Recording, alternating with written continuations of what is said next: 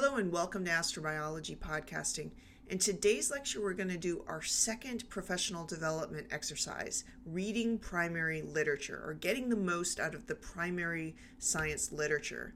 Hopefully all of you are familiar with what the primary literature is. These are the first front of science, so to speak, meaning these are research papers that are published in scientific journals, not reviews, not recaps. It's the original research that someone publishes as part of their dissertation or their research lab and so forth. And a lot of the elements that I'm going to be talking about in this podcast, I'm basically taking from this book called Reading Primary Literature by Christopher Gillen. And here's the ISBN number if you're interested in getting a copy. This is a book that's pretty cheap. It's less than $15 on Amazon.com. And it's a really nice guide to evaluating research articles, especially if you think this is going to be a career for you in research or medical research and so forth. So we're going to just recap some of the building basic blocks of what makes up a primary literature paper and what to think about as you're reading these papers. So how do you go about even finding a research paper, a primary literature, or maybe even a review paper for other assignments and other research that you might be doing on the side in someone's laboratory? Well, being at the University of Florida, you have an incredible resource. The University of Florida Library is one of the best I've ever had the opportunity to get access to. And here you can actually search for specific journal articles, or you can VPN to the library network and instantly get access to all of the papers on your computer. You never even have to leave your apartment or your dorm room. So once you leave the University of Florida, then you're going to have to get access to these journals. And there's a few resources for you. There's been a trend to do what's called open access. This is where a scientist will publish their papers in journals that don't require someone to pay for those articles. And there's a good central location called Biomed Central if you want articles that are more medical related. Google Scholar, for something like astrobiology, Google Scholar is the best. I use that daily. I mean, it's my homepage on my browser. Google Scholar just has a wider coverage for other fields other than the medical realm. And then, of course, you have PubMed if there are any journals that are related to medical fields. And some grants now, like the National Institutes of Health and the National Science Foundation, actually require journals to release those papers after a 6-month hold. It kind of depends on which journal. But then they can make those papers access free. Getting access to these papers, this is kind of one of the major caveats of scientific research. The scientist, I publish. I try to disseminate my work so that I can cast a wide net and reach a wide audience. And I try to publish, if I can, in these open access journals. But sometimes that might cost $2,000, $3,000, $5,000 to publish in an open access journal. And quite frankly, a lot of us scientists don't have that kind of money to be publishing it in these free sites. So a lot of times journals will then charge universities or libraries fees in order to give the students of that university access. So in my mind, the publishers tend to be the ones making the money. The scientists don't make the money. In fact, we're paying in order to get our science out there, and then to turn around and charge the end user. Sometimes even I have been asked to pay for my own articles, which is ridiculous. So this is the one thing that I think is wrong in science, and I think that we should push towards more open access and lower fees, if any, for scientists to get their research out into the larger community. But getting off my soapbox, these are definitely good resources for you to find literature papers in, and hopefully for them to be free. And as a University of Florida student, you have an outstanding resource in the University of Florida library system. So hopefully all of you have had some experience reading a primary literature paper. And now you have to leave the old high school ways, the old even the undergraduate ways behind. And now we're going to transition into more of a graduate student mentality in reading papers and discussing them and doing write-ups about them. And so what I hope to get for you to get out of this activity is, how do graduate students, how do scientists think and read research papers? So essentially the book report days are over, and now what I want you to do is really dig in and get practice critically reviewing this material, not summarizing the material. I think that all of you have developed your comprehension and your level of understanding, but now it's about building your critiquing skills. And we're going to work through all of these components and where and how you would critique each section. So you may be quite familiar with the citation. This is how you would go about looking for a research paper. You'd get the citation, the journal number, the author name, and so forth. And then you might look at the abstract. The abstract is probably the most public part of your paper, and it's how you would read and get a sense of whether or not this is a paper you want to follow up on.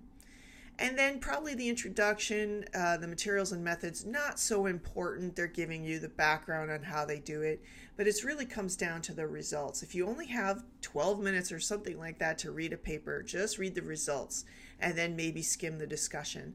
The results are kind of the meat, the actual heart of the paper, and you could even just follow the figures if you had to, if you were really short on time, to try to get at what is this article trying to tell you, what's new about the science that they're presenting, and the discussion and the acknowledgement. So these are the building blocks of a paper, and we're going to talk about each of these in order. Now, I say this is a particular order, but there's no one right way to organize a research paper. Sometimes the materials and methods are at the end.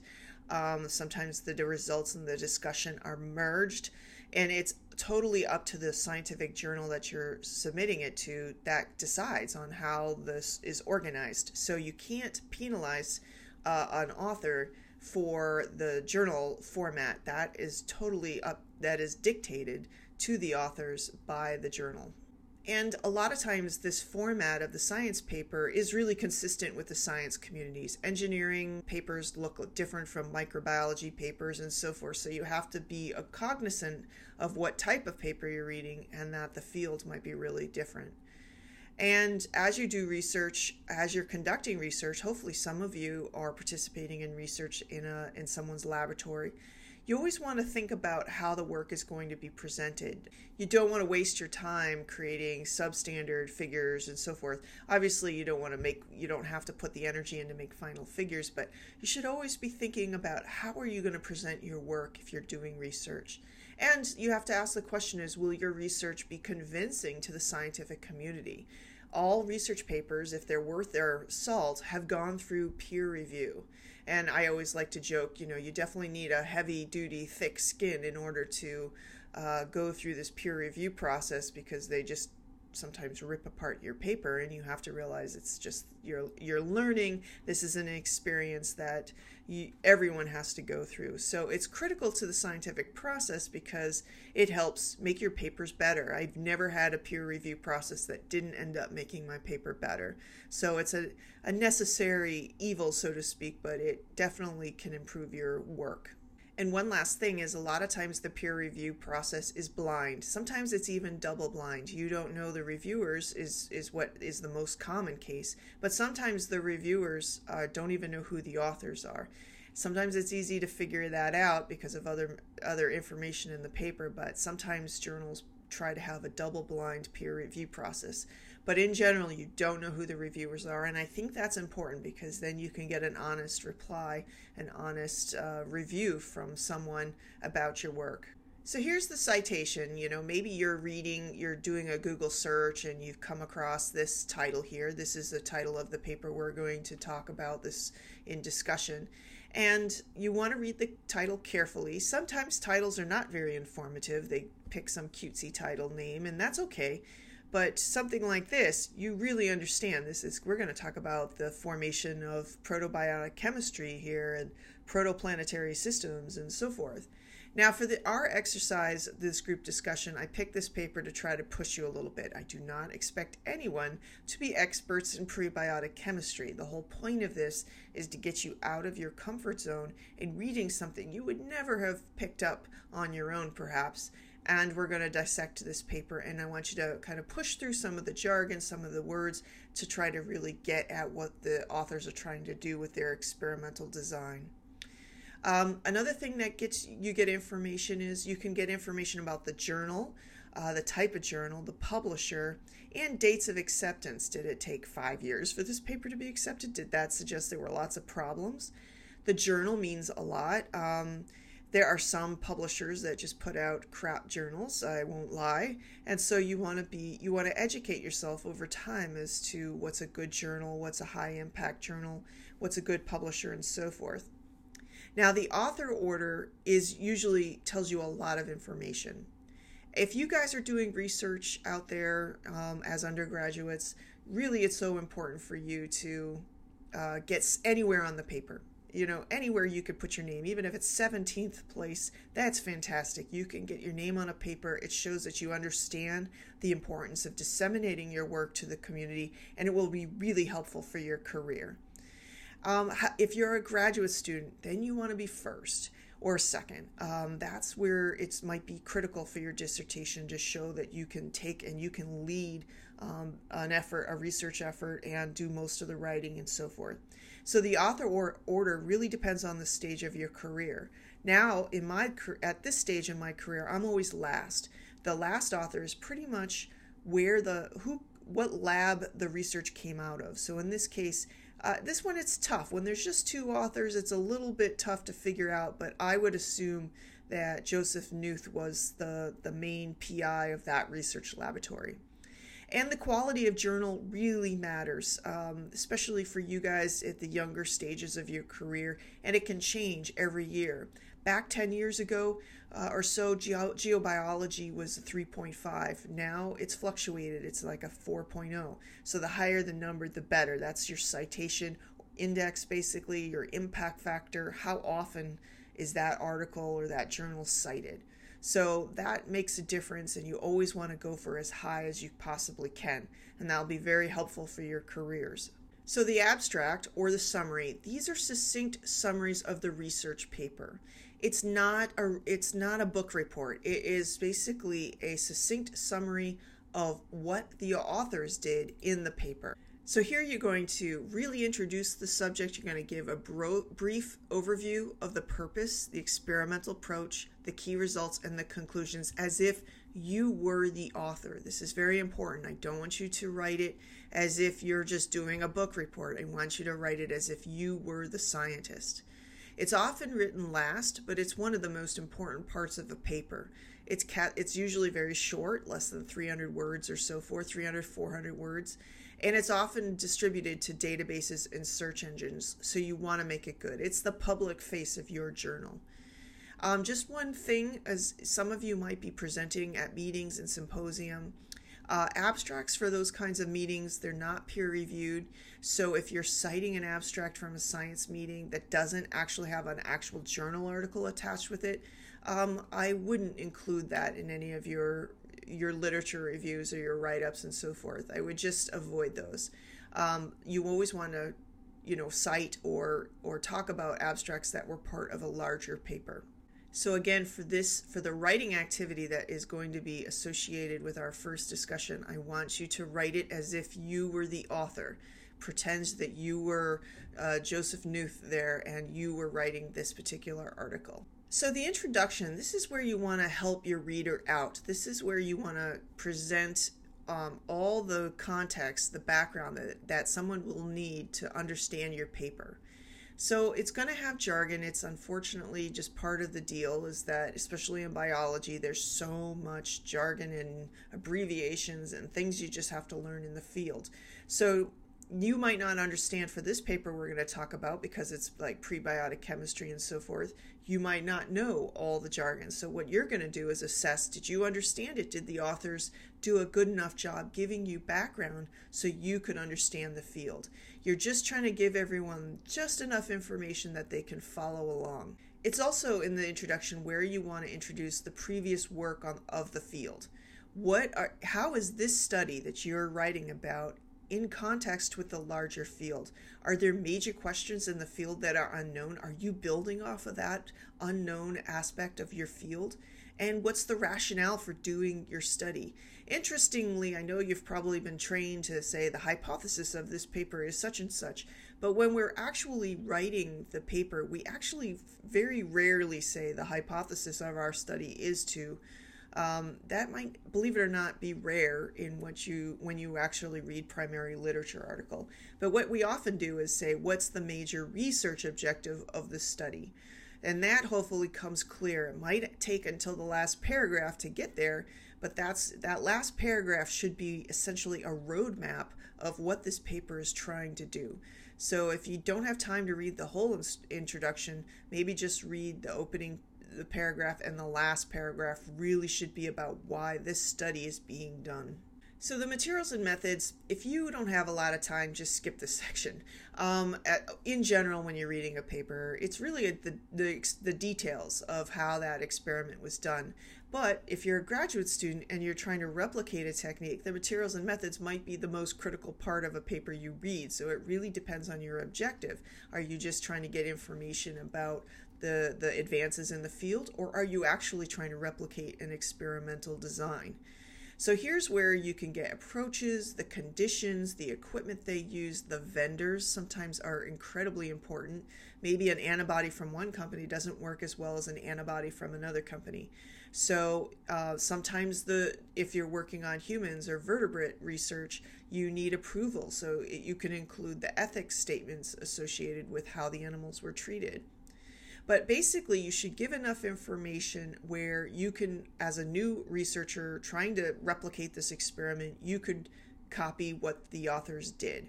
And it can save a scientist huge amounts of time if you can give them the approaches, the conditions, the equipment, the vendors that they need in order to get this done.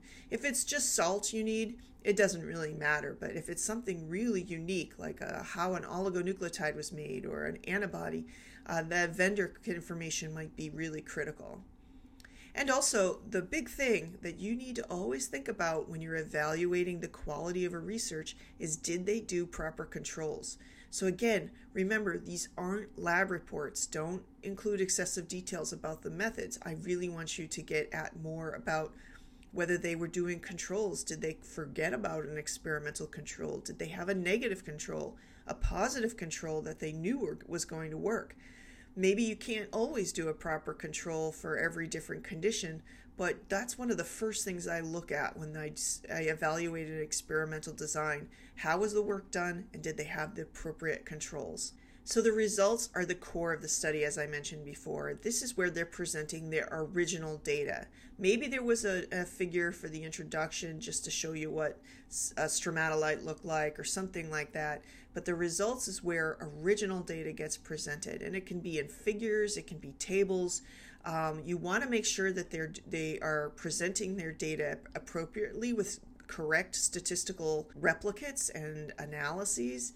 For example, here's this. Sometimes if you ever saw bars without any standard deviation or standard error of the mean, that is a major red flag when you're analyzing or reviewing a research paper. So hopefully the papers that you read have robust statistical tests, and they tell you what they did. They tell you what statistics they used in order to compare gene expression or look at the enrichment of genes and so forth. But these are things to think about as you read the results. What were the descriptive statistics? What was the mean deviation? How was the data distributed? Are they normal? Things like that you want to always be having in the back of your mind. Are there negative results? There more and more papers are now accepting negative results. What I mean by a negative result is maybe you were trying to, for example, in my research, I would evaluate the effects of microgravity on gene expression of a bacterium. And sometimes I just published a paper where there was very little. Microgravity just did not have a huge effect on differential gene expression in the bacterium. So that would be kind of a negative results. But you want to evaluate it still is important to know that microgravity is not messing up our beneficial microbes. That's important. So you want to evaluate the data without being influenced by how they're presented, making sure that the authors aren't presenting a bias. Are they presenting negative results? Is it worth it to the community to have those negative results? Because then other people won't try to do the same thing. So again, you can use the figures, you can quickly skim the figures, and that can give you ideas about the direction and the quality of the research being presented. And I often use look at results sections to get ideas on how to present data, especially with my new field, with the new field of microbiome research. I'm always looking for creative new ways to present data. So the discussion, or sometimes it's called conclusions, it really again depends on the research format. And again, sometimes the discussion can be merged with the research results. But here you're getting at, what does everything mean? And I kind of have a little formula. I put a recap sentence of what the major findings were, and then each of the major findings kind of serves as a topic sentence to dig into the interpretation of the data from the results section. And what I'm also trying to do is ask, how well is the data supporting the original objectives or hypothesis? Are the data consistent with previous theories, or do we have to just throw everything out and we're starting over? That might cause you a lot of contention with the peer review process. You might have to really present your ideas carefully if you're debunking previous theories. And then for you guys, think about what are the strengths and the weaknesses of the study. Were there any flaws? Was there an experiment that they really should have done and that they didn't do? Are they over-interpreting their results? Are they making too much out of their one little experiment or something like that? So just be careful, because sometimes people can express their opinions or their beliefs without having enough evidence to support their claims. And this is a real strength of the scientific process. It's not perfect, there's no doubt about that. But here's where scientists in the discussion and the review process can challenge each other openly and challenge each other's interpretations and do it in a relatively friendly manner. And this is one of the benefits of the scientific process, and how we, again, try to make that, using peer review, try to make the paper and the results and the interpretations better. So a few more things when you're reviewing a discussion is, it's okay to be a skeptic. It's okay. Don't just go in thinking these people are the world's experts. They know everything. They might be the most well-known in that subject, but you can't rest on your laurels in science. You always have to be skeptical about the information coming your way. So as you're thinking, how do the results relate to other work? A good discussion really should compare the work to previous research studies, and it shouldn't be circular. You should not just be relating it to your own work. This happens a lot in science, that people just want to get their own papers cited and published, and so they don't really look beyond their own little cohort or buddies and the papers that their buddies wrote. So it's really important to, in my opinion, to really cast a wide net when you're trying to evaluate how your results fit with others. And sometimes they might agree and sometimes they might not. And so again, how is that data comparing to the previous literature? Are there contradictions? Are you confirming what people know? And what are the broader impacts of the results and findings? How is this going to expand the knowledge of the field?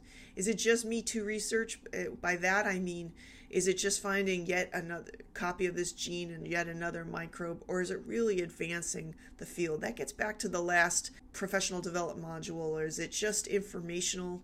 Or is there real analytics? Is there really pushing the field forward? And in the acknowledgments, this is where you really want to thank the people who weren't authors but contributed.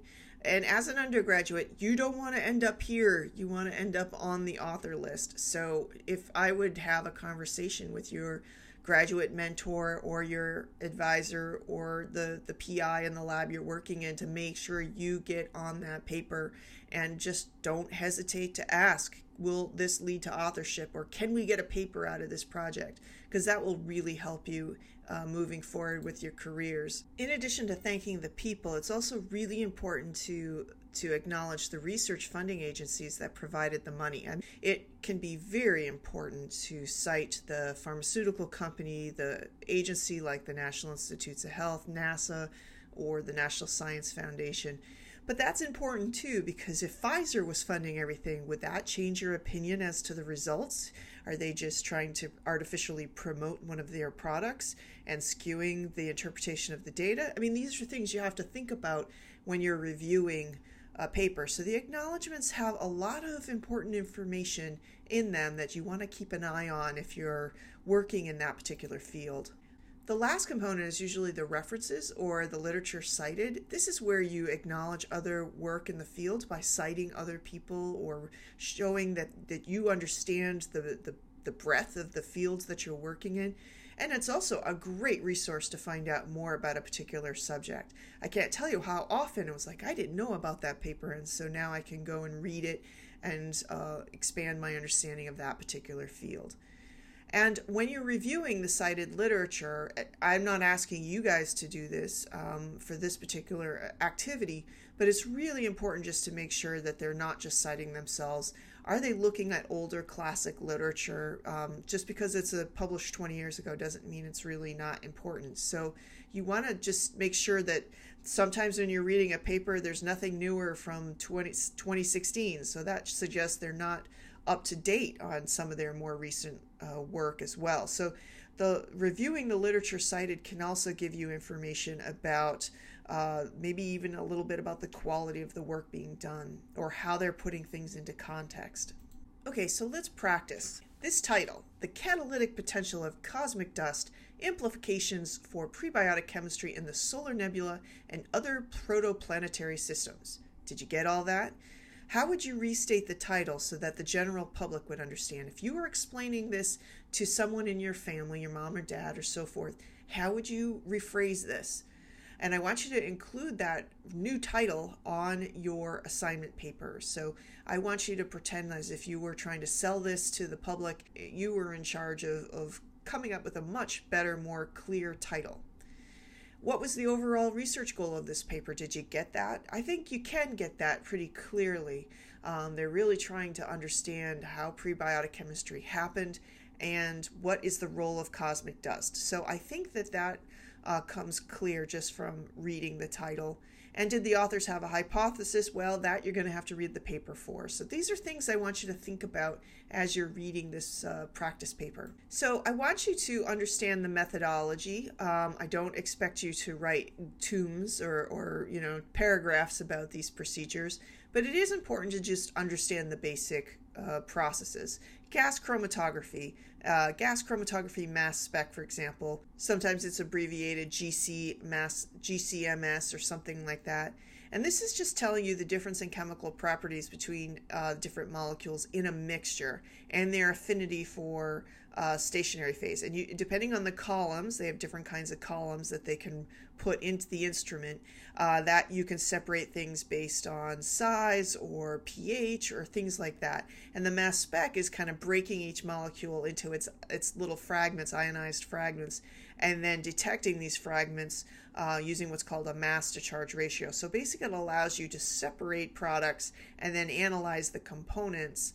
And it's a very powerful, wonderful technique. It's used in so many different fields. The other technique that's used in this paper is the Fourier Transformed Infrared Spectroscopy, or FTIR. And what this technique is, it's about creating an infrared spectrum of absorption, emission, photoconductivity, or what's called Raman scattering of something that's either a solid, liquid, or gas.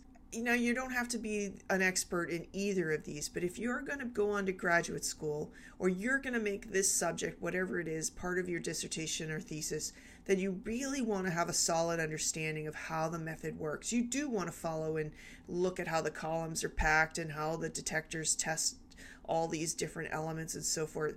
Now, if you're an undergrad who's reading this for a class, maybe a simple Google search is all you need. But if you're a grad student working in this field, you really need to dig into these methods that you're studying and really understand how everything works. So the bottom line is, if you don't understand a word, a procedure, or an approach, look it up, Google it. At the very least, Google won't tell you a lot about it, but it might tell you a basic understanding of why the authors chose that method. So it's really important you understand the basic procedures being done in the papers that you're reading. And then what are the results? I want you to dig in and look at the results and evaluate them, but really let the figures and the tables be your guide. What are the major things that the authors are trying to say with that particular figure? And I actually think if you're working on a scientific paper, it's a good idea to make the figures first. Some people disagree with me, but I think making the figures first, that creates your story, and that allows you then to write the results. So now, as you guys are reviewing the paper, I want you to think about certain things. How do the authors interpret their findings? Is it supporting what they originally thought as their hypothesis? Is it refuting their original hypothesis? These are things I want you to keep in mind when you're critiquing this paper. What are the strengths of this study? Were there any weaknesses that they didn't even talk about? What would you add to the discussion? Was there some sort of element that they just ignored in their research results that they didn't even put in the discussion? That could have been due to length of time and so forth, but is there any gaps in the results section that they didn't even talk about in the discussion? And this is something special just for us in writing up our research papers here, or research critiques. What is the significance of these results for the field of astrobiology? These are what I want you to add on. Now, normally I wouldn't add this in a real paper critique, but for us, since it's an astrobiology course, I want you to put this paper into context of the field of astrobiology. So if this was a real review that I was doing for a new paper or so forth, these are some of the things that I would are kind of the essential ingredients, so to speak, in the peer review process. And when I do a write-up, depending on how many problems there are with the paper, it ends up being about 1 to 2 pages. And here's what I kind of do to break down my review of a research paper. I start with an overview, and I want all of you to do the same thing. I want you to write a brief overview that describes the objective of the paper and whether you think it's appropriate for that journal. And then what I do is I just say, does the paper make a significant contribution to science? Is this going to push the field forward? Or is there really just nothing? Maybe they just found one small little detail and it's not going to be a major contribution to the field. And then I dig into the biggest, are there major inconsistencies or problems with the paper? Using questions from the previous slide, I kind of dig in and look for any inconsistencies. Are they telling me one thing here, but they're leaving it out in the results section or the discussion section? And no manuscript is perfect, okay? But you really want to try to fix as many problems as you can before a review. And then I look for minor things. These are things, maybe they just didn't tell me the vendor of something. Maybe there was a formatting error. Maybe it was a typographical error. Maybe they forgot to put in a research paper that was really critical. These you probably, you won't find too many of these because this paper has been reviewed by 3 or 4 people and also undergone copy editing and so forth. But I really want you to think about these first 3 components here as you're writing up your critique. Okay, so now let's get to the nuts and bolts of what I'm trying to get at with this professional development exercise. So you're going to be responsible for doing 2 scientific critiques of research papers this semester. The last write-up that you're going to do is actually more of a scientific blog, but for the critique, I want you to do the following. So for 400 words, I want you to write an abstract of the scientific work that was presented in the paper. So write it as if you were the author and you conducted all the work. And I want you to include a few sentences that introduces the subject matter and the scientific question that you're trying to address. I want you to include a few sentences that describe the results that the authors presented. Again, you are the author in this case, so you're going to write it from the author's perspective. I want you to include a few sentences that summarizes the work, the major conclusions that the authors have suggested their work signifies. So here you're not adding any critique. You're rolling with the punches, so to speak, and you're pretending that you agree with the authors. You're trying to summarize what the major findings were of this paper. And this is giving you experience writing an abstract as if you were conducting an actual scientific experiment. The second part is where the critique comes in. I want you to use the criteria, the questions that from the previous slides, and assess whether you think the data supports the major conclusions. Here's where you're going to dig in. What is the strength of this study? What is the weakness? Should they have done an extra experiment? Was there an experiment that was not very useful, that didn't really help? Did they do a terrible job setting up the introduction? Did they do a great job? I want you to include, just dig in. I understand that you guys are not experts in prebiotic chemistry. I understand that. But I want you to push yourselves a little bit and really think about what could they have done differently. Don't just assume that what they're telling you is factual. Does their evidence support what they're saying? And then for the last component of this, I also want you to include a sentence on the context with regards to astrobiology. How is this related to astrobiology or its field and so forth? And is this a major advance? Is this a minor advance in science? So the abstract's going to be, I'm looking for about 400 words. Now, I do not want 250, I do not want 300, but if it's like $4.99 or $3.99, that's okay. This is a Gordon Rule writing credit class, so I want as close to 400 words as you possibly can get.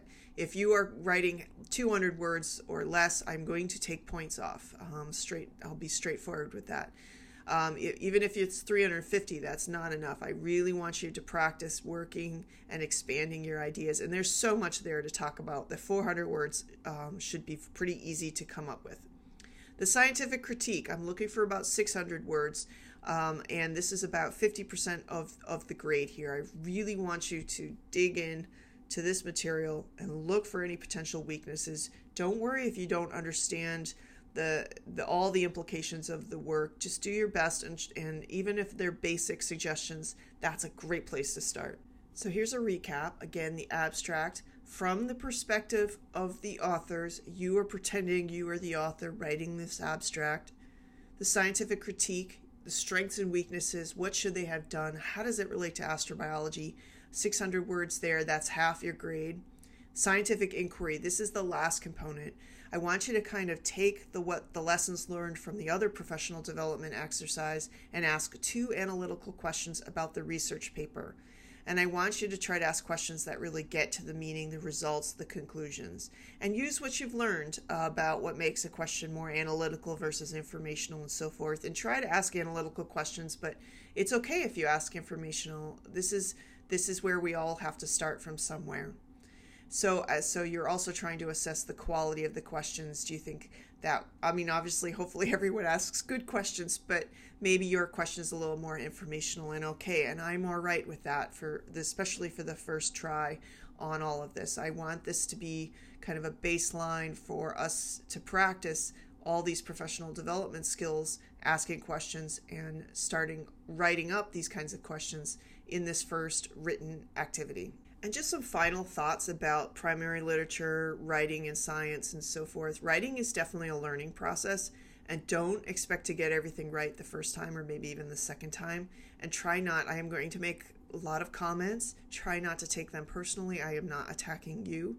I am just trying to improve your writing and get you to learn from your mistakes. So we're all there. I'm with you guys on this. Just because I've got 20 years under my belt compared to you guys, doesn't mean I still can't learn from this sort of process. So hang in there. I know you're not going to be prebiotic chemistry experts, but this again is a process for you to get better at your writing and your interpretation of the data.